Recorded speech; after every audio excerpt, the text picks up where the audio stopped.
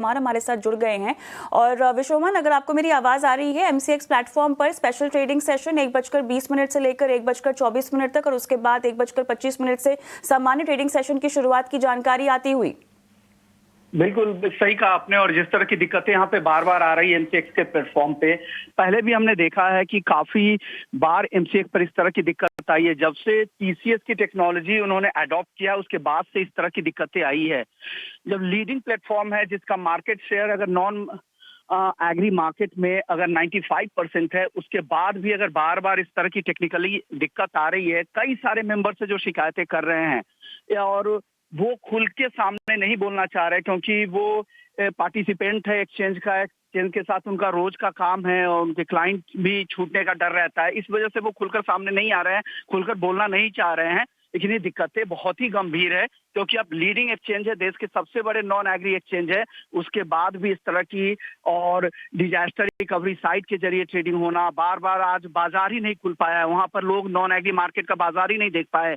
सोने चांदी में एक तरफ आप रिकॉर्ड वॉल्यूम जनरेट कर रहे हैं और उसके बाद भी आपके प्लेटफॉर्म पे कुछ भाव ही नहीं दिख रहा है। ये कितना बड़ा आप गंभीर मुद्दा है, ये आप समझ सकते हैं। और ऐसा पहले नहीं हुआ, हमने पहले भी देखा था, 2 महीने पहले भी इस तरह की दिक्कतें आई थी जहां पे इन आउट में अपलोड करने में दिक्कतें आ रही थी, पेमेंट्स में दिक्कतें मेंबर्स को आ रही थी। तो ये सारी दिक्कतें हो रही थी। उसके बाद भी अगर ये इसे ठीक नहीं कर पा रहे, रेक्टिफाई नहीं कर पा रहे हैं, तो डेफिनेटली इसको रेगुलेटर को भी और जितने भी एसोसिएशन एंड मेंबर्स को खुलकर सामने आना चाहिए और इसका विरोध जताना चाहिए। क्योंकि ऑलरेडी हमारे पास एक ऑल्टरनेटिव एनएसई के साथ एक alternative platform non agri market का हमारे पास उपलब्ध है। उसके बाद भी अगर आपके पास मोनोपोली है, फिर भी आप अगर खुद को ठीक नहीं कर पा रहे हैं, तो दूसरा विकल्प की तरफ बाकी मेंबर जा सकते हैं। यही उन मेंबर्स का कहना है। जो हमारे जितने भी मेंबर्स से बात हुई तो उनका यही कहना था। अब तक कोई विरोध क्यों नहीं जताया गया है? अभी तो एमसीएक्स ने अपने नए मंथली ऑप्शन कॉन्ट्रैक्ट्स को भी लॉन्च किया, एमसीएक्स आई कॉमडेक्स बुलियन इंडेक्स को भी लॉन्च किया है। तो इतने मार्केट पार्टिसिपेंट्स हैं, अगर ये लगातार एक टेक्निकल ग्लिच की प्रॉब्लम सामने आ रही है तो विरोध के लिए अब तक का इंतजार क्यों विश्वमोहन?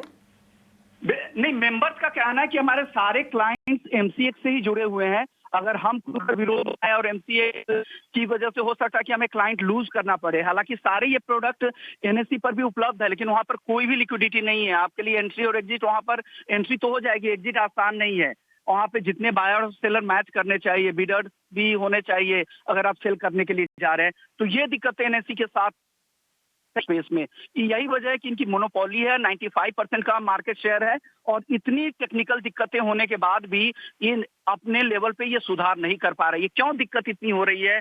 और हमने एसोसिएशन से बात की, जो कमोडिटी पार्टिसिपेंट एसोसिएशन है, जो देश का सबसे बड़ा कमोडिटी का एसोसिएशन है, उनका कहना था कि हम एमसीएक्स एमडी से भी इस मुद्दे पे बातचीत की है और इसको एस्केलेट किया है, रेगुलेटर तक भी लेके जाएंगे, सीडैक भी लेके जाएंगे, जो एडवाइजरी कमेटी है कमोडिटी डेरिवेटिव्स के लिए सेबी की, वहां पर भी लेकर मुद्दे को जाएंगे और उम्मीद करते हैं कुछ इसका हल निकले।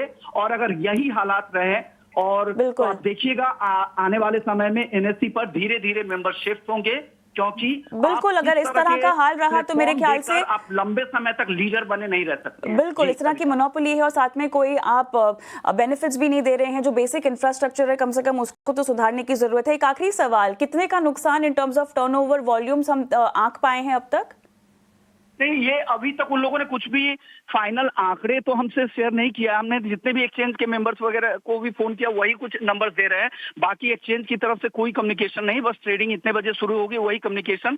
फोन भी करने पर वो जवाब नहीं देते। उनकी कॉर्पोरेट कम्युनिकेशन टीम बोलती है कि अभी वक्त लगेगा, हम सामने से आके सब कुछ प्रेस रिलीज वगैरह जारी करेंगे, लेकिन वो कुछ बोलना नहीं चाह रहे। तो इसको जल्दबाजी होगा कि वॉल्यूम क्वांटम क्या है इसके बारे में कुछ भी कहना, लेकिन definitely end of the day या कल तक इसकी कुछ जानकारी मिल जाएगी। लेकिन डेफिनेटली एक अपॉर्चुनिटी लॉस होता है क्योंकि फ्यूचर्स में मार्केट है आपका, जब इंटरनेशनल मार्केट चल रहा है आप उसके सामने ट्रेड नहीं करना चाहते हैं। बहुत सारे लोग हैं जिनकी पोजीशन खुली रहती है, वो क्या करे, आगे क्या होगा? जब उस समय हो सकता है कि अर्ली मॉर्निंग में उनको अलग सौदे मिलते, अब दोपहर में आके जब उन्हें 1:30 बजे अलग तरह के सौदे मिलेंगे, तो आपने 4-5 घंटे गवा दिए। तो उनके लिए एक अपॉर्चुनिटी कॉस्ट और साथ ही नुकसान का भी डर रहता है। हो सकता है कि अपोजिट डायरेक्शन में दोपहर तक इंटरनेशनल मार्केट चला जाए, जो आपके पास मौके थे अपने नुकसान बचाने के या फायदे काटने के, वो भी आपके हाथ से गया। तो नुकसान तो काफी होता ही है ऐसे गड़बड़ियों में, लेकिन क्वांटिफाई करना कितना नुकसान हुआ है इसको कहना अभी जल्दबाजी होगी। ऑलराइट